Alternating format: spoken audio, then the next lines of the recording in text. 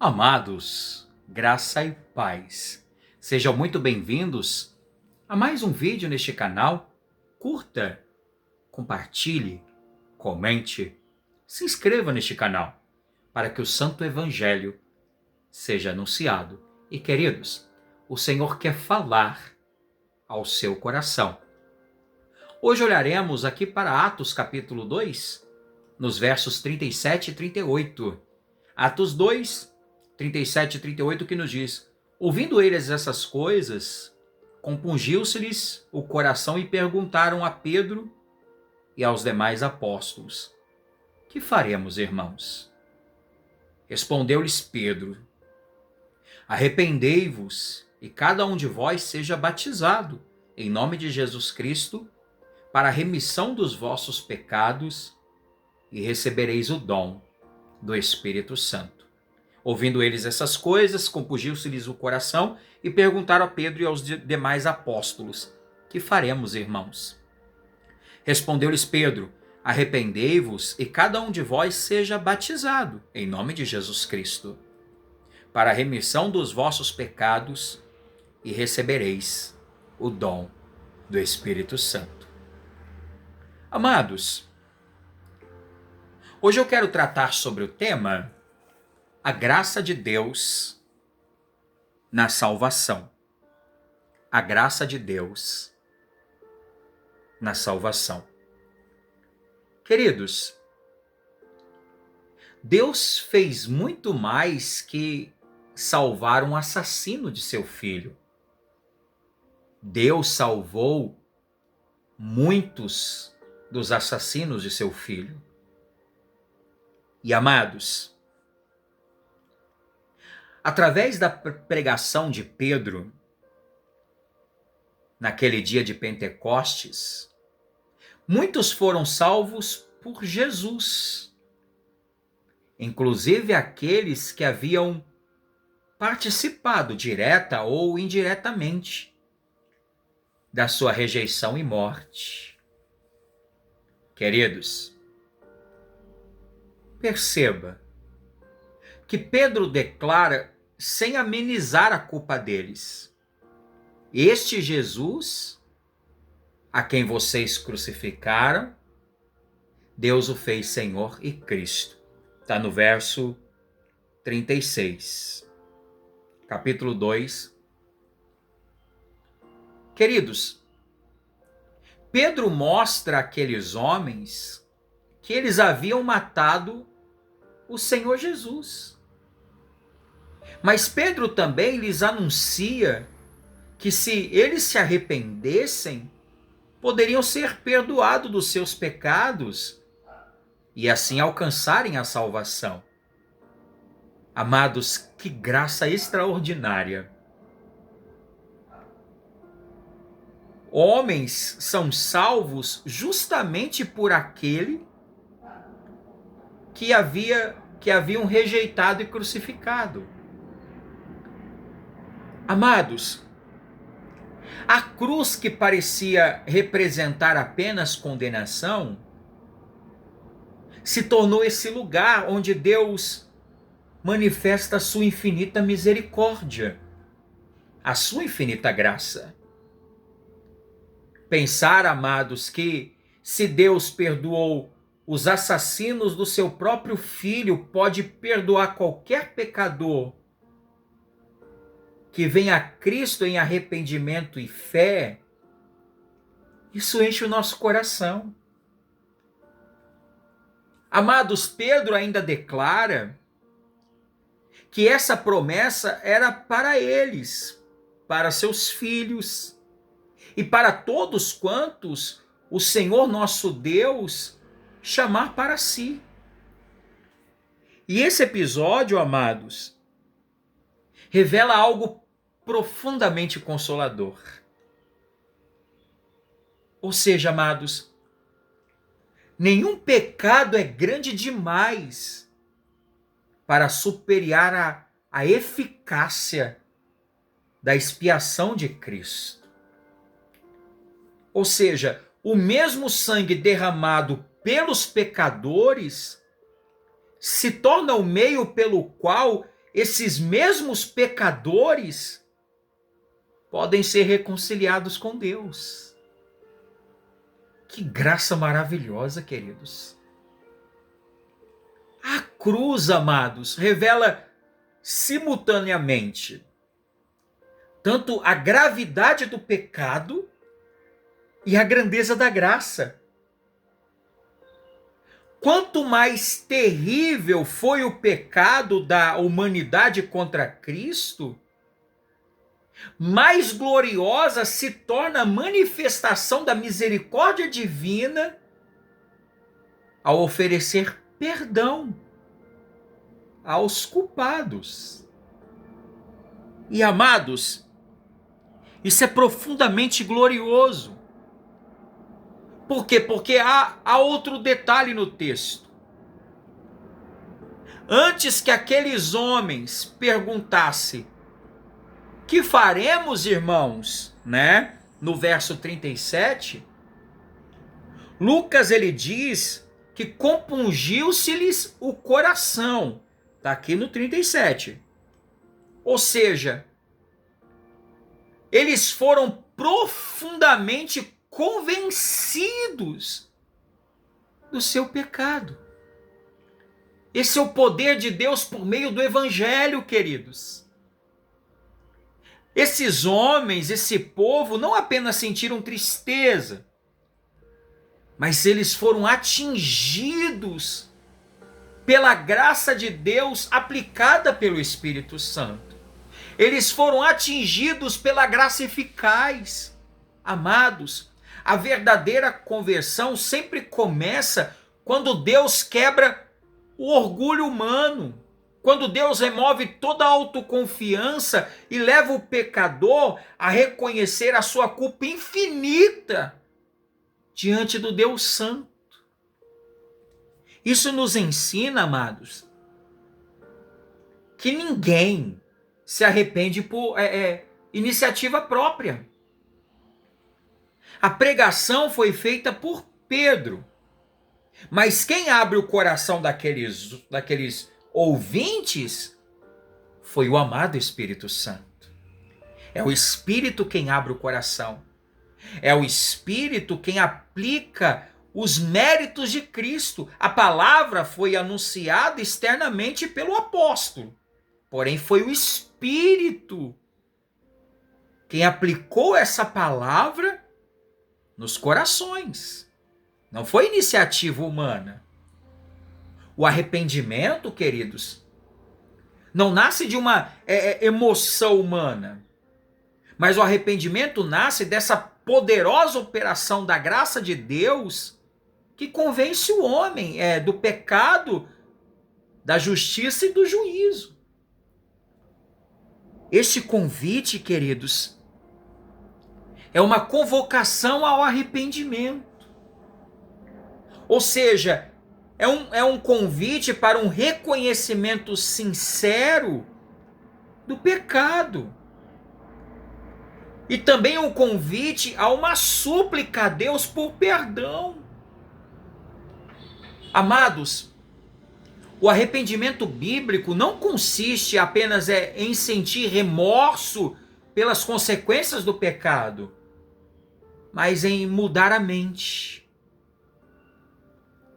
mudar o coração acerca do pecado, que o pecado é terrível. A gravidade do pecado mostra o Filho na cruz. Ou seja, o arrependimento leva o homem a abandonar a rebelião contra Deus e se voltar para Cristo como único Salvador e Senhor. E assim, amados, podemos ver claramente esse amor incondicional de Deus por meio da oferta de restauração e de uma nova vida. E isso, queridos, independentemente, né, do passado ou da gravidade dos pecados cometidos. Quando Pedro responde, arrependei-vos, no verso 38, Pedro, queridos, não está ensinando que o homem conquista a salvação por meio de uma obra meritória. Não é isso que Pedro está tratando aqui. Por quê? Porque o arrependimento, ele não compra perdão. O arrependimento é a resposta produzida pela graça de Deus no coração daquele que foi alcançado pelo poder de Deus no Evangelho. Ou seja, queridos, precisamos entender que somos salvos unicamente pela graça, mediante a fé em Cristo. Mas essa fé salvadora, ela jamais vem sozinha. Essa fé salvadora, amados, é acompanhada de arrependimento verdadeiro. É acompanhada de uma nova disposição para viver em total obediência ao nosso Senhor. Pedro vai mencionar também acerca do batismo, e cada um de vós seja batizado. Esse batismo não é apresentado como a causa da salvação, mas como um sinal visível da união do crente com Cristo e da nova aliança. Amados, a remissão dos pecados não está na água, né? Mas está no sangue de Cristo. O batismo vai testemunhar publicamente aquilo que Deus já realizou interiormente, ou seja, no coração daquele que creu. Não é o batismo que salva. O batismo acontece porque já houve essa transformação no coração. O amor de Deus é expresso de forma extraordinária através de Cristo. Esse amor não apenas oferece perdão, mas esse amor concede uma nova identidade, um novo propósito. E amados, ao se arrepender e crer na obra redentora de Cristo, o pecador não é apenas absolvido da culpa. O pecador é adotado como filho de Deus. O pecador é justificado diante do Pai. O pecador é reconciliado com ele e passa a fazer parte da família da fé. Bendito seja Deus. E o pecador, amados, ele recebe também o dom do Espírito Santo, que passa a habitar permanentemente em todo aquele que foi alcançado por essa graça. O dom do Espírito, que Pedro menciona aqui, e recebereis o dom do Espírito no verso 38, representa muito mais do que uma experiência momentânea. O dom do Espírito, amados, é esse selo da nossa redenção e a garantia da herança eterna, porque é aquele que opera continuamente a santificação dos filhos de Deus. É o Espírito que opera. O Espírito, amados, ele também, quando ele passa a habitar permanentemente na vida desse crente, ele transforma os desejos do coração. Ele ilumina o entendimento nas Escrituras. Ele também fortalece a igreja contra o pecado e conduz essa igreja em uma vida de comunhão, em uma vida de obediência. E, amados, este é um ato de amor que vai transcender toda a compreensão humana. Por quê? Porque apesar da nossa fragilidade, rebeldia, inclinação ao pecado, Deus continua chamando pecadores para si. Amados, a salvação jamais foi uma recompensa por boas obras, méritos pessoais ou religiosidade. Mas a salvação é esse presente imerecido, concedido pela graça soberana de Deus. Ou seja, amados, Por mais afastado de Deus que alguém se encontre, pode ser alcançado por seu amor e pelo seu chamado eficaz. Queridos, isso é profundo, porque o Deus Pai quer salvar o homem do caminho da perdição. Pedro expressa isso ao dizer: salvai-vos dessa geração perversa, no verso 40. Com muitas outras palavras, Deus testemunha e exortava-os, dizendo: salvai-os desta geração perversa. Naquele mesmo dia, amados, mais de 3.000 pessoas receberam a palavra, foram batizadas e passaram a fazer parte da Igreja de Cristo. Esse é o poder do Evangelho. Essa é a graça salvadora. Ou seja, aqueles mesmo que horas antes eram inimigos de Deus se tornaram filhos de Deus pela fé em Cristo. Bendito seja Deus, queridos. Ou seja, mais profundo, a gente vê que o perseguidor se tornou adorador. O culpado se tornou justificado. E é importante observar também, amados, que Lucas também afirma que aquele dia foram acrescentados quase 3.000. Então perceba, eles não se acrescentaram a si mesmos. Deus que os acrescentou ao seu povo. A igreja cresce, queridos, porque Deus salva pecadores. A conversão é obra do Senhor, do começo ao fim. O que acontece? O homem anuncia o evangelho, mas somente Deus pode ressuscitar espiritualmente um coração morto em seus delitos e pecados. É preciso crer, amados, na promessa de salvação. Perceber o quanto Cristo nos ama.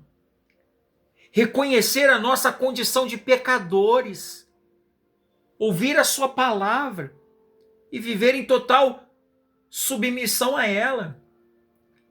A salvação, amado irmão, não nasce das nossas habilidades em chamar o povo para vir para a igreja. A salvação é uma obra da graça de Deus. A obediência não é o meio de conquistar a salvação, mas a obediência é essa evidência de que fomos verdadeiramente transformados por essa graça salvadora. E assim, amados, a fé em Cristo se torna, portanto, o único meio pelo qual pecadores arrependidos irão experimentar verdadeiramente essa transformação. Perceba, não é uma fé cega, nem muito menos uma simples aceitação intelectual de fatos históricos, mas é uma confiança viva, uma confiança perseverante naquele que morreu e ressuscitou para salvar o seu povo. Essa fé, amados, ela também é esse dom de Deus. Essa fé produz frutos visíveis de santidade, de amor, de misericórdia, de perseverança. E esse texto também nos lembra, amados, que não existe pecador tão distante que a graça de Deus não possa alcançar. Não existe também uma culpa tão profunda que o sangue de Cristo não possa purificar. O Evangelho, amados, continua sendo o poder de Deus para a salvação de todo aquele que crê. Ou seja, todo aquele que é convencido pelo Espírito se arrepende dos seus pecados e deposita sua plena confiança unicamente em Cristo. E esse encontra perdão encontre uma nova vida, como também a certeza da vida eterna. Eu já vou finalizar. Amados, essa é a grande mensagem de Pentecostes. O Deus que foi ofendido pelo pecado é o mesmo Deus que, por pura graça, oferece salvação, redenção em seu Filho a todos os pecadores que ele chama para si. Essa é a verdadeira graça de Deus na salvação. Pecadores que são chamados pelo Deus Pai, independente das suas ofensas, independente da profundidade da sua culpa. Quando eles são chamados, eles se rendem e se entregam totalmente. Amém? Curva a sua fronte, feche os olhos. Pai maravilhoso, quanta graça há no teu Filho, há no teu nome, há no teu poder. Somos pecadores, Pai, nada temos em nossas mãos. Carecemos da tua misericórdia, da tua infinita bondade. Que a tua graça possa alcançar corações agora. Que possa tirar das trevas para a tua maravilhosa luz. E o teu nome seja proclamado. Pois assim te engrandecemos, ó Deus Pai. Te glorificamos no nome e para a glória do teu Filho Jesus. Amém. Amém, queridos? Então que o Senhor aplique a sua palavra no nosso coração. Deus abençoe seu dia, o seu trabalho e a sua amada família.